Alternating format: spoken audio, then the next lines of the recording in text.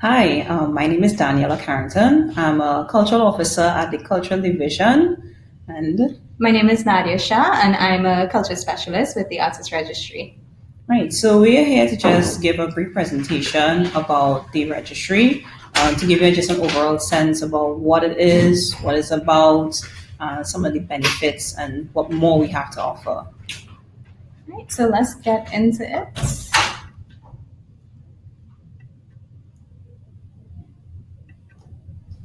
Right. So as a bit of a background, we're going to explore what the Artist Registry is about.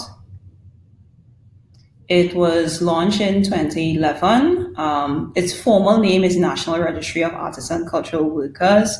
It was approved by Cabinet, and it was a step towards accessing certain benefits that are available through the Economic Partnership Agreement that CARICOM states have with the European Union. So there's a regional and international implication with the reason why the Artist Registry came into being. And some of the main goals of the registry is to develop a database of artists and cultural workers. We were the first in the Caribbean to establish this sort of database that captures those who are operating in the sector. And with the database, we hope to facilitate access to increased funding through some incentives that the registry is attached to, and to optimize international benefits for artists and cultural workers. And that's reference to the Economic Partnership Agreement, as an example. And some of the developments we've had over the years, so 2019 makes it like 8 years, that we've been around and doing this project. So our first batch of applicants got approved in 2012.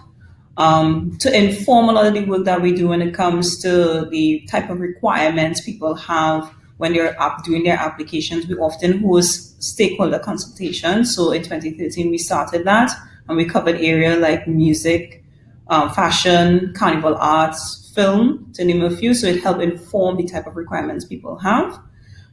In 2014, we had consultants that visit us to help develop a regional registry. So that's an important thing about this artist registry. It helps feed into a larger regional database that CARICOM wants to establish.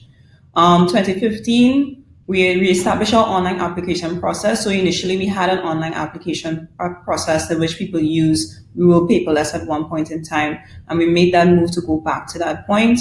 And then we saw a real good boost in our applications because everybody can do it at the comfort of their own home.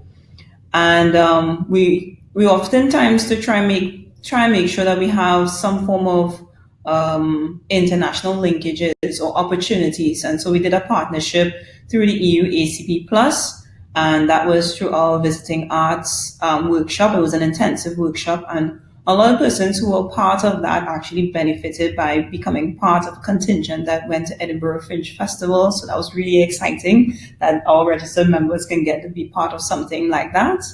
And we know that our application and our certificate is valid for 5 years. So 2017 marked that period where we got people who were renewing applications. So we established our renewal process in 2017. Right. And so here are some current statistics we have for our database. In total, we have just over 750 persons registered.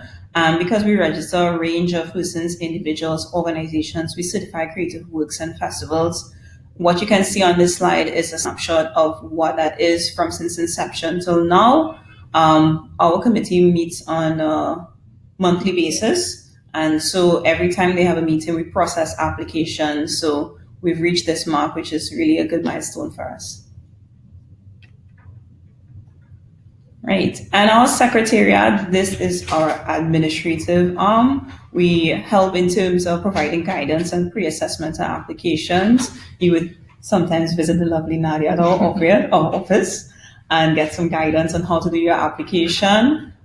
We do often do a lot of public and private sector outreach, which is important for us to sensitize persons about the registry. And that ranges from visiting schools, because we often like to engender the value of developing careers in the creative sector so people can see that as beneficial to them. Oftentimes we may go to trade fairs or conferences, or maybe invited to some stakeholder sessions or consultations, like with MusicTT. We might partner with them to help sensitize their membership about the our program. We often lobby for policy and legislative research because that's really important in helping boost our benefits to registered members. So we make an effort to lobby for that. And it's oftentimes through the work of the Secretariat that we sit on committees to help with sensitizing persons about what we can do, what we can offer persons in terms of helping create more benefits in the creative sector. And in terms of developing and facilitating professional development projects, that's something that's really core to our work. So whilst we register members, we really work towards giving them some form of training or capacity building so that they can become even better in their work in the creative sector.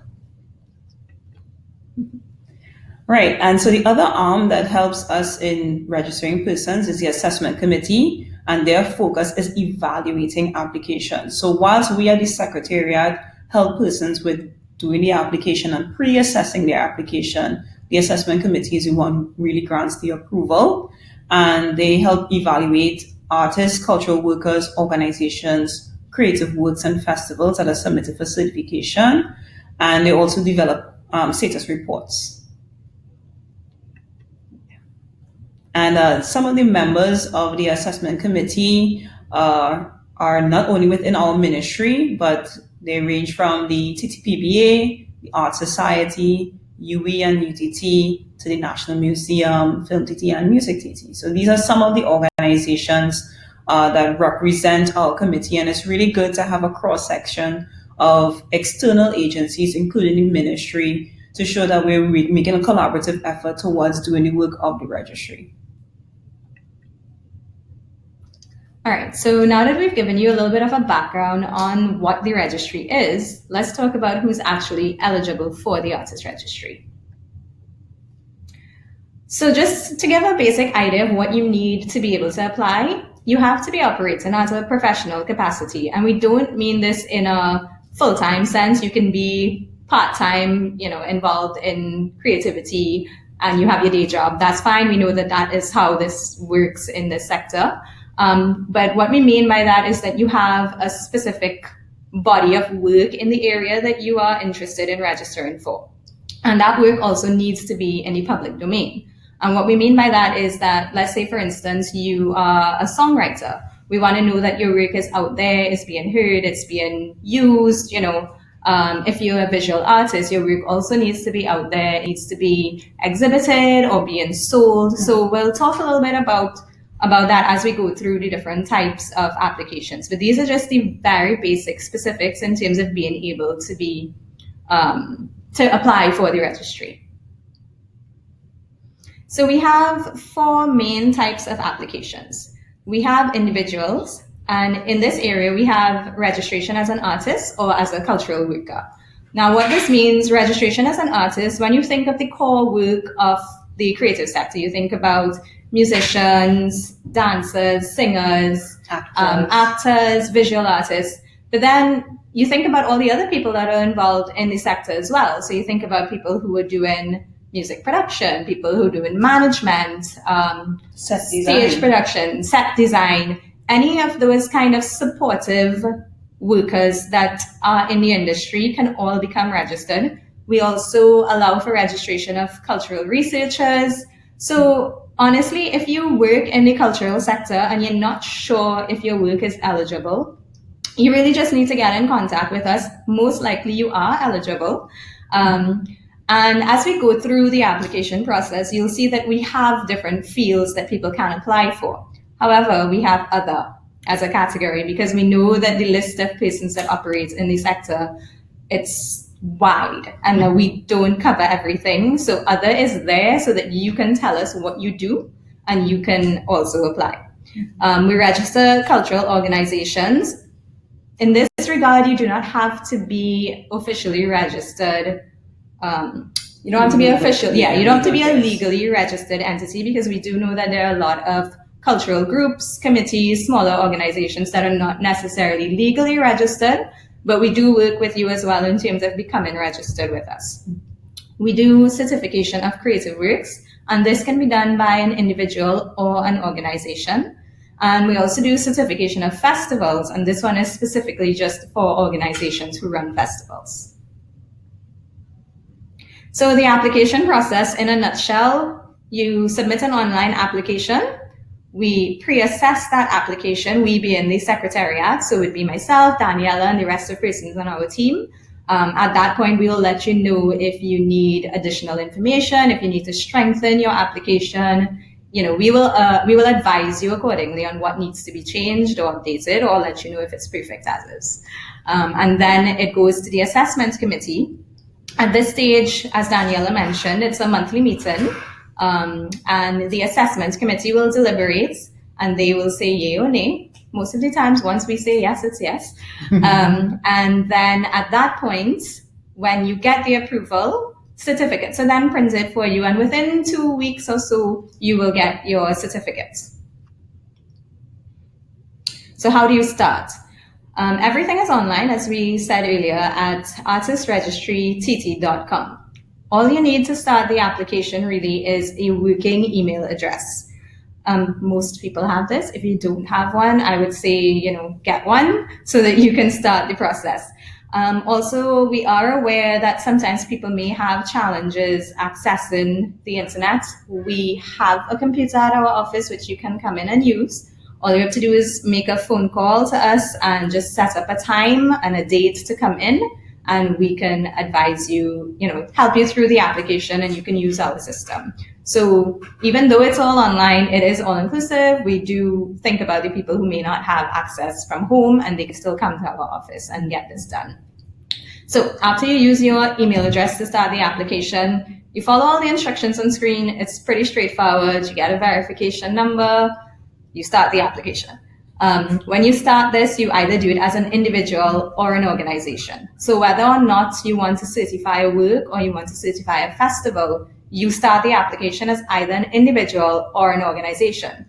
In the case where you are practicing as an individual, but you also have an organization and you would like to register both, you need to have individual email addresses for both. So you as an individual need your own email address, and then as an organization, you need a different email address.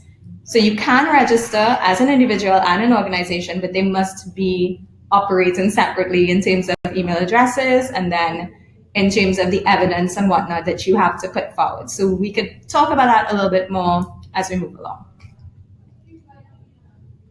So we're going to go through just a little bit of what people need to register. Now you will see that we have some hyperlinks here as we go through. The PowerPoint will be made available to you guys after, and you can click on the hyperlinks to get more information about these specific things and then just further guidelines on becoming registered. As an individual, you are required to submit proof of your citizenship. So yes, you have to be a citizen. You cannot just be a resident. This is for citizens of Trinidad and Tobago.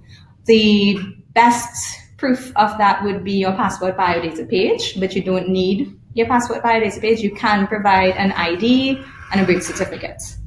You will have to give us some published work for the selected field of endeavor. So for instance, a songwriter would have to provide us with the songs that he or she has, as well as a letter of recommendation. So the letter of recommendation has to come from a recognized person or entity within that field. So for instance, let's say you want to get registered as a songwriter, we do require that you are registered with a collection agency. So for instance, COT. If you want to get registered as let's say you sing Calypso, you can get a recommendation letter from TUCO or any other organization like MusicTT that could probably recognize you as a performer. You also have to provide a profile of yourself, and this is a profile of you as a practitioner. 300 words or less, you really should have something like this if you are a professional in your field. So we're hoping that you have all these things together already, but this may help you professionalize your practice if you already don't have all of these things. You also will have to upload a headshot of yourself. Again, if you click on all of those links that we have, you'll see guidelines for what is needed. It's pretty simple and straightforward. For organizations, you do have to provide a little bit more. You have to provide a profile of the organization, so outlining the purpose, function, the structure of the organization. So you tell us a bit about what you do, simple stuff. A photo representation of the organization, which is basically your logo. Copy of articles of association or incorporation, constitution, or bylaws. So as we mentioned earlier, we know that not everybody will be legally registered, so you may not have the articles of incorporation, but you should have something like a constitution or bylaws which will outline how your organization operates. So that is a requirement for all organizations. We also need resumes from at least 3 members of the executive, including the founder, president, or CEO. Please note profiles and bios are not accepted for this. We need the actual resume. Minutes from 2 meetings, one of which establishes the current executive, and then another one just, with whatever you met about. We'll need samples of your work for the field of endeavor that you apply for. Again, you could click for further information. So certifying works. Individuals or organizations can certify works. And what we mean by certifying works, things like audio, visual, or video productions can be certified. Basically, this is to give you certification for your local production, right? So we can do films, we can do songs, we've done software already, so you can approach us with different things that you think you may want to certify. We'll let you know if we can or cannot do it. The basic requirements for any certification would be a synopsis documentation. So for instance, with film, that would be a summary of the script, along with some additional info on the actual production, maybe who's involved, what the local content is, if it's characters, if it's these speech, if it's locations, cast and crew, because we know sometimes that it's a joint production, so it could be based away as well, or it could be something that's being shot here but you have foreign crew on it. But once there's a certain percentage of local in it, we can review it and let you know if it can be registered. We also would require the full script, lyrics, or treatment, and a distribution plan. So that's basically what you plan to do with it, how you plan to distribute this to the general public after it's completed. So you can register things that are already finished, or you can register things when they are in progress. It does not have to be a completed work to be certified, because we do understand that sometimes people want to certify things before they're finished in order to access funding through the corporate tax allowance. Certifying festivals. So this has to be done by organizations. The organization has to submit, as all organizations do, the copy of the articles of incorporation, constitution, bylaws. You have to submit the resumes, and then you have to actually submit information about the festival itself. So an overview of the festival, background, what is the festival about, where is it held, just give us some history of the festival. A marketing plan, so how you intend to promote this.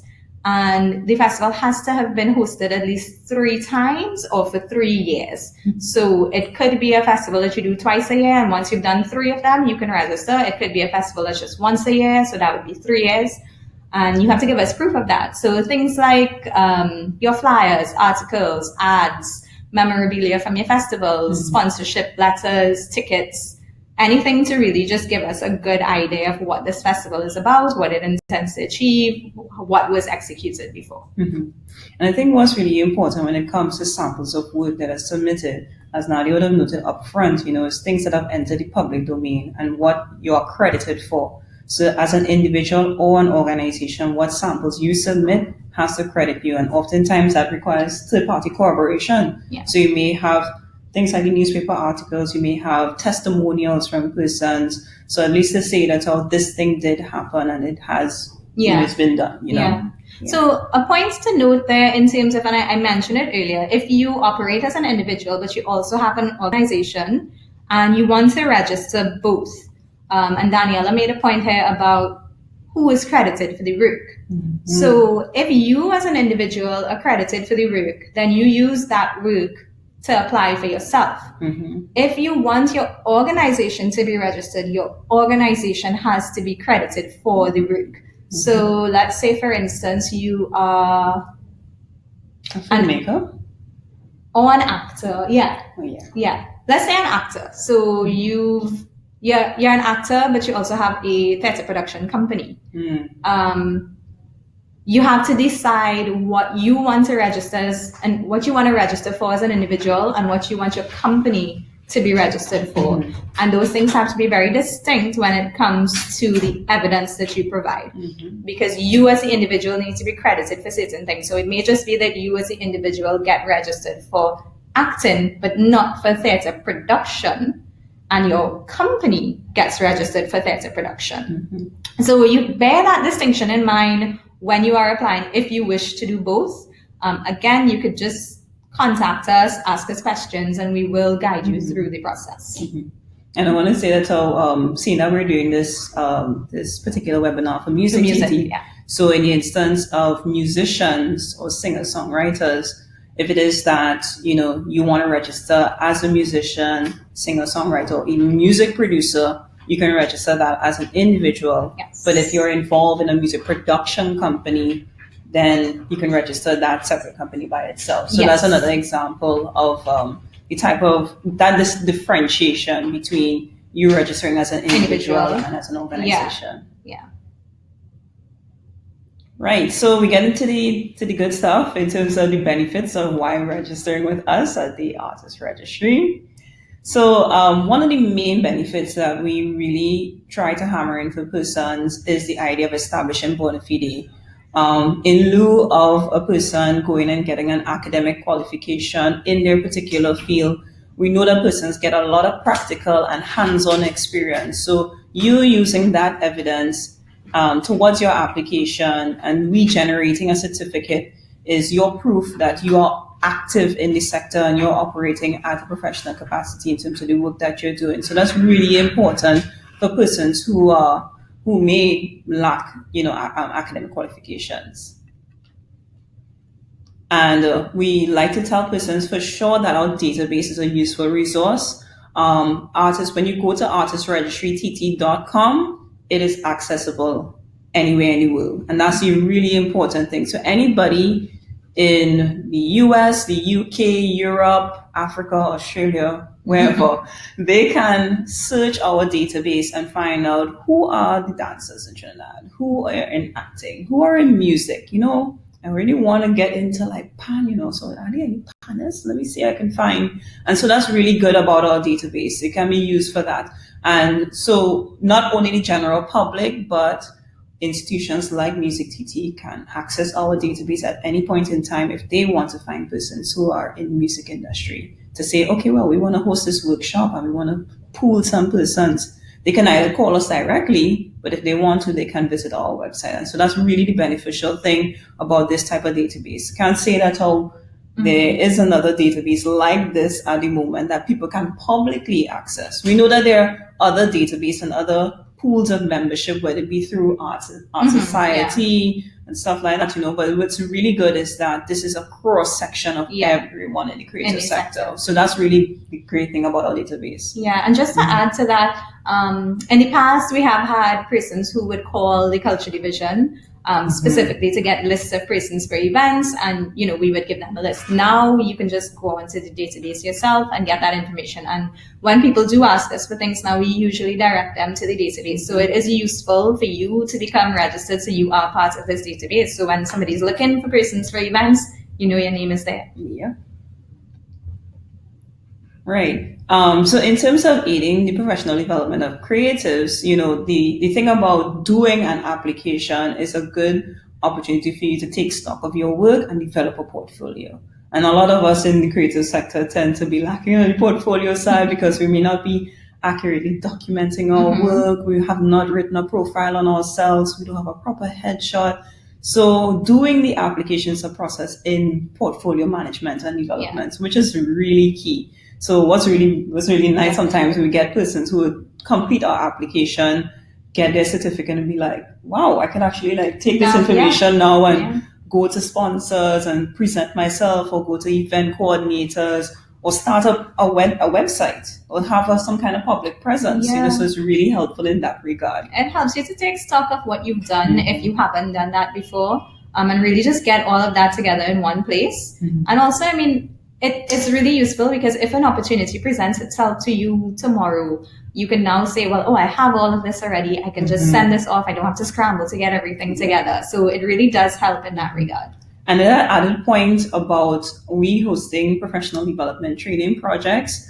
When we do our applications, sometimes persons having a portfolio already makes it easier for them to do that. So, example, Mentoring by the Masters is one of our key training programs. And when persons are doing that application, maybe some of the additional criteria is asking for a portfolio. So knowing that you might have gone through the registry process before means that in a snap you can get your portfolio together. Yeah. Right. And in terms of becoming more attractive to sponsors and promoters, this is one of the key things with our benefits. There's the Arts and Culture Tax Allowance, which is part of the Corporation Tax Act.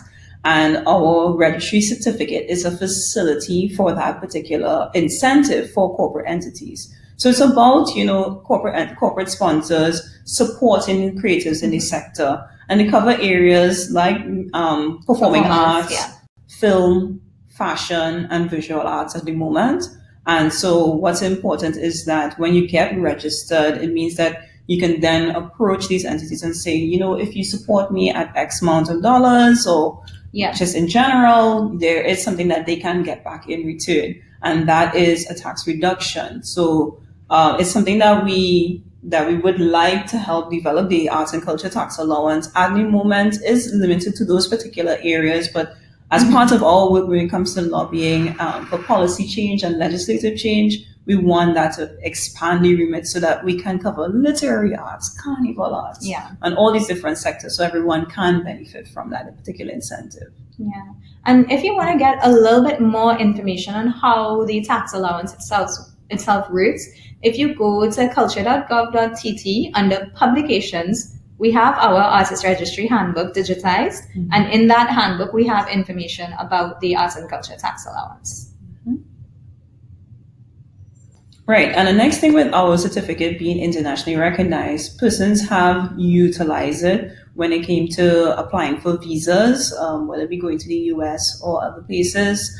And we have a connection with the CSME Skill Certificate. So that's another form of certification that is issued through the Ministry of Foreign Affairs. And part of their application requirements, they ask for persons to be recognized by an institution that operates in the arts and culture sector. So our certificate has been very useful for nationals of Trinidad and Tobago who are looking to apply for the CSME Skill Certificate if they want to move in and around the Caribbean region in particular.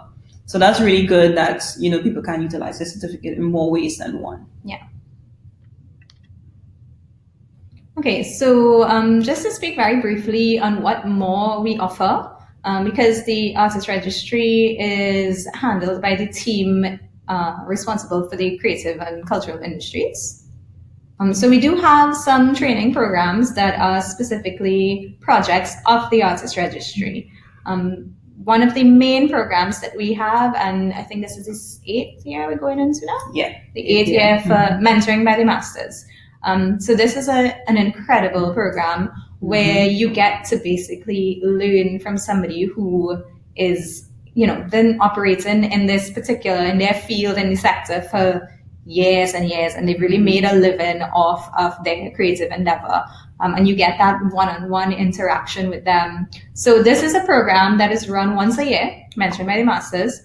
We usually have applications open for this around April, May. And we have about 5 workshops that happen in different areas of the creative sector.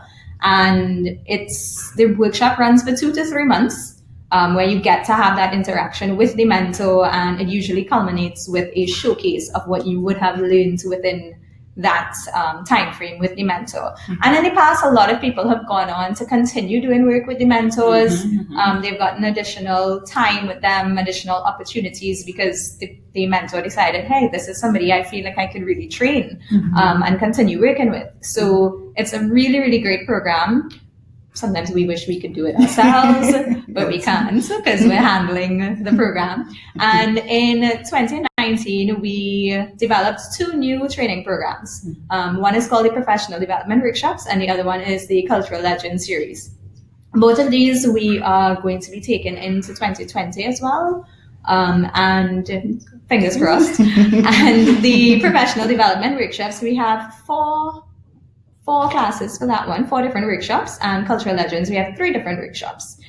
So both of these are a little bit different from mentoring. Professional development is a little bit more on the technical side of things. So for instance, this year we had workshops with Lisa Wickham, where persons actually got to produce films at the end of that workshop, which was amazing because you came in there and within 6 weeks you produced a short film. There was no time to think. Or even with Heather Jones, where they actually had to produce a collection and be part of a runway show. Exactly. And the Cultural Legend series, these are persons who have been operating even longer in the sector, and the interaction you get with them, very personal. You get to really interact with them and find out, their life story as well in terms of how they've approached the work that they've done. Yeah. And this moving into 2020, we're hoping that this also takes a little bit of a different feel in terms of including the public in some seminars and whatnot. So it's a way for us to also just honor the work that all these people have done and allow people to really see what they've been doing and for them to give back as well. Yeah. Right. So these are like the basic training programs we have, but we also have other things that happen throughout the year that are usually for our registered members. So it's another benefit that you get. Yes. One of the other benefits is that for our registered members, we send out newsletters every week. So if you are registered with us and you have particular events happening or anything going on with your work that you would like to share, you send it to us with some information about it, a flyer, whatever it is you're doing, and we share that with our database. And even there are some regional and international benefits or programs that may come to our ministry, and we use it as a really prime opportunity to share with persons in our mailing list. Yeah. Yes. And so that wraps up our presentation so far. If you want more information, you can visit culture.gov.tt, email us at nationalregistrytt@gmail.com, or you can call 225-4023 and listen out for our particular PBX. So we're going to see if you guys have any questions at this point that we can answer. And we can probably talk. Okay, so I see somebody was asking for the website. It's artistregistrytt.com. That is where you go to actually start the registration. Culture.gov.tt is the Culture Division's main website. When you go there, you can actually get more information on the registry. So you'll see the ARTT logo. You click on that and you will get more information about the registry. But to actually start the registration, you go to artistregistrytt.com. Just to maybe quickly go through a little bit of specific things that might, relate to you guys in music. We mentioned songwriting. If you want to get registered as a songwriter, you have to give us 5 samples of work. So that means 5 songs that have been written in the public domain, and you have to provide a letter from a copyright agency. Yes, a copyright agency. It does not have to be COT. It could be any other copyright agency. It could be an international copyright agency that you're registered with. But that is a requirement, and that is your letter of recommendation as a songwriter. So once you provide us with that letter and your 5 samples, that's really it for songwriting. It's pretty simple. For persons who are like musicians or singers, what they would do is provide 5 samples of work that they would have performed before an audience. So if, for example, you were part of the live music district that MusicTT hosted, and you had a recording of that event, then you'd use that as a sample. So it'd be 5 different instances of where you would have performed live, either as a singer or a musician. And you would get your letter of recommendation if it is not from MusicTT, maybe someone who's established in the sector. Let's say, as Nadia had mentioned earlier about Tuco, maybe you may not have gotten it from Tuco, but let's say you have a good relationship with Brother Resistance, Yes. who's the president of Tuco, but he's an established, calypsonian. Or maybe Marshall Montano gave you Your recommendation. recommendation. So that's what you do. So as a musician or a singer, that's important that you have those 5 pieces of work that show that you are performing, because what's important for the committee is to see you perform live, which is important. Yes. Yeah. So that's music performance.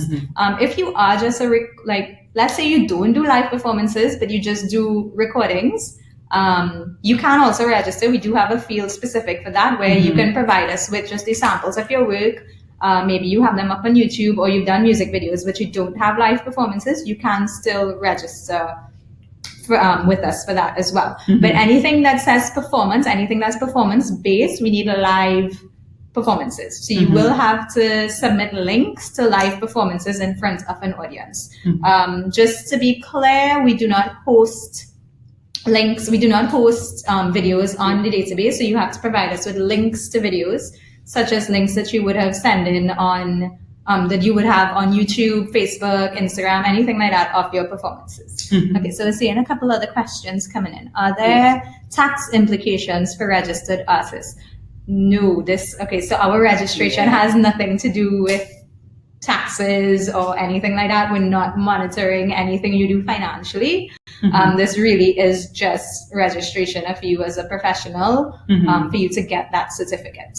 But I think what's really interesting about the question there also is the idea of if there is training on financial and tax management for artists. I think in the past we would have partnered with Transmigo Film Company at the time, called Let's Talk Taxes. And you can access those videos because we would have done presentations about the tax incentive and persons who have benefited from it. So if you go to the Culture Division TT's YouTube channel, you should be able to access those videos if you want some information on that. But you've given us a really good idea in terms of what it is that we can do in terms of training, because whilst we might be doing our programs like Mentoring by the Masters, and we focus on a professional development component, like branding and intellectual property rights, maybe that's something that we can entertain. We have done some with some banks in the past that have come in and done some workshops like this. So this could be something that we look at doing again in the future. Logan. So yes, I know that. So Logan is saying that he sent multiple proposals to corporate sponsors, giving them details, and persons are still skeptical. We have heard that, but we have also heard of instances where people have gone through and done the claim and been successful in it. Now, bear in mind that our certificate, as Daniela would have mentioned, we are facilitating the process, but we are not in charge of the process of this, how the corporate entity understands or maybe aware of it. Yeah. So BIR handles that. So after we give the certificate, we are not in charge of how that tax allowance is processed. We are working towards getting some more information on this specifically from that entity, so that we can guide persons further in, perhaps maybe these steps that need to be taken, because we have heard that it's a little bit complicated, but we do know that persons have accessed it. So it works. People have accessed it. It just may be a little bit more complicated, and we do want to provide that information in future. So we are working on that. Yeah, and as Nadia mentioned a bit earlier, in our handbook, we have that information in brief. And so we do hope to kind of bolster that information so it's a bit clearer for persons. But I mean, in the past, we have been in spaces where we can speak to corporate entities, whether it be like the Transmigo Chamber of Commerce and stuff like that. So it takes a lot for them to kind of wrap their heads around it. But as Nadia very rightly said, there are corporate entities that are taking advantage of that incentive. And so we're just really trying to make sure I think it's really a lot about sensitization. So we kind of dispel this notion that people are not accessing it. So we really want to be able to say, hey, you can. It might just be a little complicated, but it's when you get a grasp of it, trust me, I think it will be beneficial for persons. So we've also been told that a lot of people do, like your accountant has to really be the one to the accountant of the company, the corporate entity that's trying to claim for this. They're the ones that really need to be doing the work where that is concerned. So perhaps as an individual as well, if you're interested in finding out more information about this, speaking to somebody who works in accounts in that regard and deals with tax incentives could give you a little bit more information. But like I said, and this answers another question, if we could easily describe the process, we're working on it. We're trying to get more information about it so that we can give you guys that information about how to really go about accessing that allowance. Because as a baseline of what we understand and really try to state to persons who have that certificate in hand. So for example, with someone who has certified a film, what they would do is when they approach the entity and they're looking to get support, and the entity says, yes, I'm going to support you at X amount of dollars, what they would do is take a copy of their certificate, and that's what they use to attach when the company is looking to file their corporation tax. So that's the baseline of what we state to persons in terms of how the certificate is utilized. So that's why we issue persons with the certificate. The certificate has security features, so we also issue a copy, and the copy is what they would use if they need to make duplicates. So the original is like, here, this is proof that I have the original certificate, but the copy is really what they use for when they're looking to use it for the entity looking to access. Just to note, what you can do is when you are creating when you're seeking sponsorship and endorsements, obviously you create a package. When you create that package, you can put some information in there about the certificate. You could even put a copy of your certificate in, letting them know that you are certified with us, you are registered, and this is what it means. Because we are aware that there are corporate entities that are still not knowledgeable about the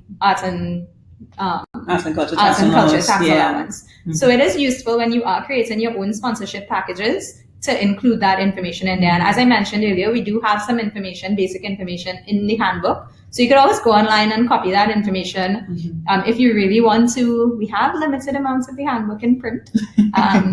So hopefully we get some more next year, but you can come in and probably get a couple copies if you need it as well. And I see that Lisa asked about how many artists are now registered. So earlier we had noted that we had just over 750 persons registered, and that if you go to artistregistrytt.com, you'll be able to access the database. The database may not generate, they may generate numbers, but probably numbers according to the type of search you do. So if you're searching for dancers, they may pull up the number of dancers, but it may not be able to pull up the entire database to see the full listing. So that's the thing about the search. The search function is really about you pinpointing what it is you're looking for. Okay, so Marsha's asking, how do I check my status? I began the registration process. I would say if you think that you have submitted everything, but nobody has contacted you, that means that something was not completed in your application, and I would strongly advise that you email us. Even if you think everything is correct and you've done everything, please email us at nationalregistrytt@gmail.com. The way the database works, if you are missing anything, it will not send us a notification. It only sends us notifications when an application is complete. So if you think that you're done with it, but you're not sure, I would advise that you email us or call us, and then we can check on it for you and let you know where you are at in the process. Just to pinpoint one little thing, in the database, while you're doing your application for the field of endeavor, there's a small area where it says status. The status would read initiated when you started it. When you've hit that sweet spot in terms of what is required, it will turn to ready for processing. So that can be a little insight to say, okay, you can know that maybe I've done everything that's needed. And what's also important when you're going through the application, there are tabs on the right-hand side.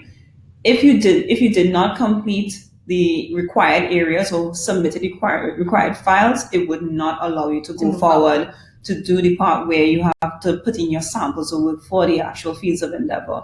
So it's important to make sure you've checked everything before reaching to that point. And when you reach that point, make sure that you check that status to see where it's ready for processing. It means that you would have supplied enough of what you've needed. And that's the difference between persons who might be in film versus music versus art, because the number of samples varies. Yeah. And so that's important so that we know that once you've seen that status change, that's the important thing. Yeah. Lisa, I see you're asking about how many artists are registered. So we had that in a previous slide, which I know that the PowerPoint will be available to you on MusicTT's YouTube page after. So there is a specific slide with our statistics. We have just over 750 people registered, but we do have over 1,500 people who have started applications on the database. So we do have a lot more people that are interested. They just have not completed it. So just to access that database, www.artistregistrytt.com. See if we have any more questions. Yeah, we did that one. Yeah, you responded to her about checking the status. Yes. Maximum value of sponsorship per year that can be accessed by a corporate company. In the most recent budget, it was increased from 3 million to 6 million, but that'll be effective on the 1st of January 2020. Yes. To bear in mind, just to bear this in mind, that covers sports and arts and culture. Yes. So if as a corporate entity you are sponsoring sports and something in the creative sector, that 6 million will cover both of those things. Yep. I see Ryan made a response here. Well, can you also talk directly to the folks at VIR? Yeah, I think it's important for us to have a good relationship with Borders and Revenue. So we've had that relationship, and we continue, liaising with them, because it's really important that we have accurate information that we are sharing with our registered members and potential registered members. Yeah.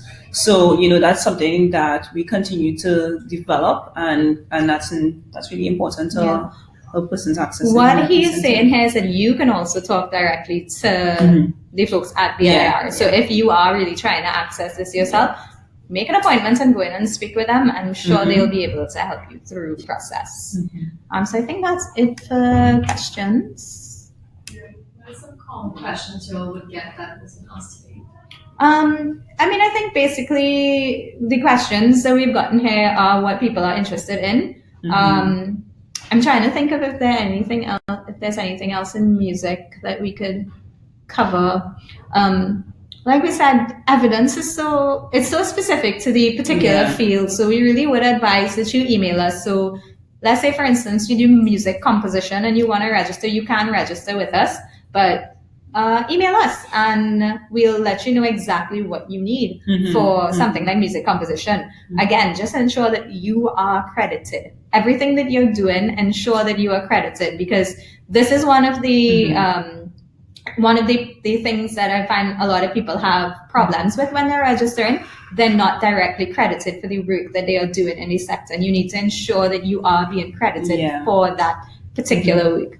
Naveed is asking, can foreign corporate sponsors benefit from the tax incentives? Unfortunately, no. This is the corporate tax allowance for Trinidad and Tobago. So it's only for our local corporate entities. Yeah. We do know there are instances where, let's say, an international company establishes a local arm in Trinidad and Tobago. So they can access it. So even if they have a larger international body, once the local company that's registered would have met the requirements for being registered as a legal entity in Trinidad and Tobago, which I think is supposed to have a certain number of local members on their executive. Yeah. So that corporate entity can access the incentive. Okay, so another question here. Can an advertising company claim for hiring me to do commercial work if I am registered? Unfortunately, I don't think the way the legislation is written that it would cover that, because it's more for performers. So it's really if you're given sponsorship to a performer. But in terms of them hiring you to do particular work, I don't think they will be able to claim for that. Do we have any more questions before we go? Because we have a little bit of time left, so we can take any more questions. But if not, we'll just go through quickly again. artistregistrytt.com, that's where you go to register. culture.gov.tt, that's up there. You can get more information on the Artist Registry. Email us. I urge you to email us. We are very responsive to email. We are on there every day. Yep. It is the best way to get information because then we can outline everything that you need and then you can always reference that email. So we really like working with email for that reason. Yeah. And do take the opportunity to follow us on social media. So Culture Division TT, whether it be on YouTube, on Facebook. Oftentimes we share a lot of information about things like our workshops, not only for the Artist Registry, but all the other initiatives that are at the Culture Division and the Ministry on the whole. So definitely follow us there to kind of be abreast of what's happening. You can also email us if you want to be part of our mailing list. It's really beneficial for persons who are not only registered but want to become registered but want to be able to see what's happening and connect with persons in the sector. So it's important for that. Note that with MusicTT, this webinar will be available on their YouTube channel, so you can have another look at it and you'll have access to that presentation that we did. Yeah, and we want to thank MusicTT for having us here today to talk about the Artist Registry. We think it's always useful to get this information out there because we still have people coming in telling us that they didn't really know about it. So share the information, please. Please share the information. Word of mouth seems to be very powerful. So share the information with people that you know, with anyone who's operating in the sector. Tell them, get in contact with us if they're interested. We are here to help. Yep. Yeah. So I think that's it. Yeah. Thank you.